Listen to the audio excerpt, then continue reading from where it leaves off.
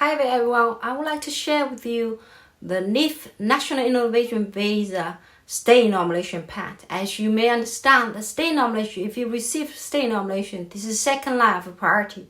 First line of priority, of course, that's top scientist. Second, which is used to be distinguished talent visa, the allocation were in between 300 to 500.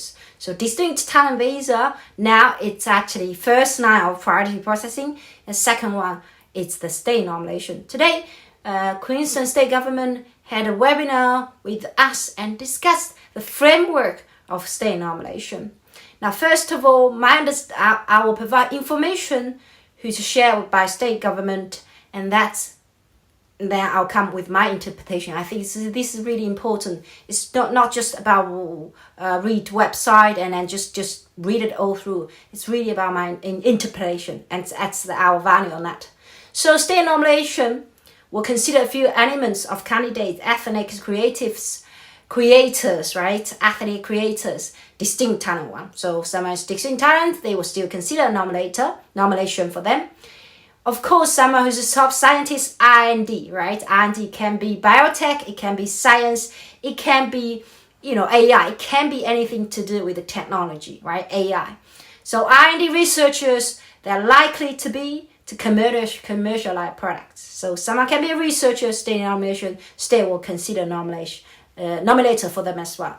Third and our candidate will be investors. Okay, investors, sophisticated investors, VC, or angel investors, sophisticated and institutional investors. So they have to invest, they have to have experience, showing they had experience in the past, invest in certain industries, right? Some industry will share Queensland like the most, which is biotech, as well as smart energy and AI, so critical technology, right? So these three areas, of course, it doesn't limit to that, because as investors, probably your area of expertise not just limited to one. You might be into the medical, and then AI at the same time, or infrastructure, right? That's fine. So that's not much limit. It's really about, have you done any investment activity in the past, and what was the return?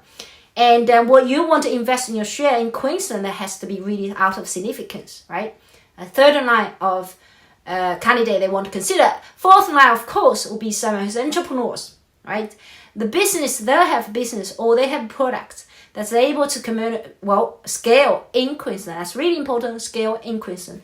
Now, we want you to, for instance, create jobs, as simple as that, create jobs, create of significance, economy significance. So we really focus on 4 areas of candidates. I'm sure that's something maybe not included, that's 4. I'm sure that's we include everybody. Now, but if you are, let's say, if you are, working at developer in the game, then you think that you want to commercialize, or you think that you're able to publish, right? Game here, because you did it before, you published that in Korea, South Korea, for instance. That possibility that state government still nominate you. Now, the question will be, under the investor and entrepreneur stream, the people ask, how much I need to invest? Okay, so so today's webinar, they did not form ideas of how much they want to invest. Now, my interpretation here, first of all, state government,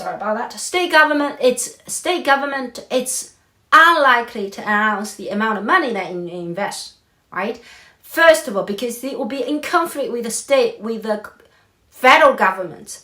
They say National Innovation Visa is not investment visa. So it's not investment visa, meaning you cannot say how much you want, right? You can't say it explicitly. You can't just say that out loud, basically. Because they abolished business visa, right? They got rid of the idea of someone can invest in cash, they should get permanent visa. So no, the National Innovation Visa is a golden visa with a purpose. Golden visa with a purpose. Very good visa. You don't, no age limitation, no worry about English level. Well, you do need to have some level, otherwise you're not able to do business here. So, but it's not mandatory requirement, right? So no requirement of qualification, right? I'm sure that's, you're gonna need some level of qualification. It's just that it's no mandatory requirement for that, unlike the point system, right? Unlike the point system, you have to have that. So no area on that one. Now the question was that, so because it's really vague, how they determine. That's why you need to really consider whether you're able to meet a requirement. Okay, so the procedure will be really similar to the global tunnel one. You approach the central government. We're here in Brisbane. They process application. They submit application. They then make decision whether the commissioner of each region. Okay, in North America they have commission there. Okay, so approach her. Then they will say, okay, contact the North America commissioner, gonna set an interview, and she will then determine whether you'll be off good for that. Of course, she are checking in front of her, and then she will write report. Once the report's written, then this kind of report pass back to the processing team. Then processing make decision on investigate, making calls, for instance, right? Because you say you're gonna do this, and you're gonna collaborate with the business owners here, someone here. They're gonna make a call, say, hey, are you going to do that? After they satisfy that, the procedure will then go to federal government, say, okay, I'm satisfied. I'm going to fill out form. Please check. Do you think the form 100 look good? And federal government come back, say, yeah, I think it's really good. Usually federal government was not going to, immigration not going to lock back. So when they go through a whole procedure, fill out form 100, that will be finalized. It's positive outcome. But even with the interview size, it doesn't mean that you will be successful. You want to make sure that you put, that's various stage of processing documents, interview, investigation, then form, then ask approval from federal government, from the immigration officer, from the immigration department. Now, again, my interpretation is they are not going to explicitly say that investment amount. Additionally, I do not think someone who invests more money will have more advantage to someone who invests less, because this is really depends on the scale of business, whether they want, what's going to be beneficial for some business. If a startup company, maybe they will, when they initial investment is not big, but then they have potential to attract more investment down the line. They might be term sheet, they might be commitment down the line, they may be interest parties down the line. They know real money put on table is not much. However, we can see this is actually not, we can convince them. We can prove the case that, this is really good business. This is really good business. We want to increase our standards, Australia, worldwide. So we want to make sure we are the top player. We can be top player if you nominate someone. So the two way of benefit, if you think about that, it's not something sneaky game. It's really two ways benefit.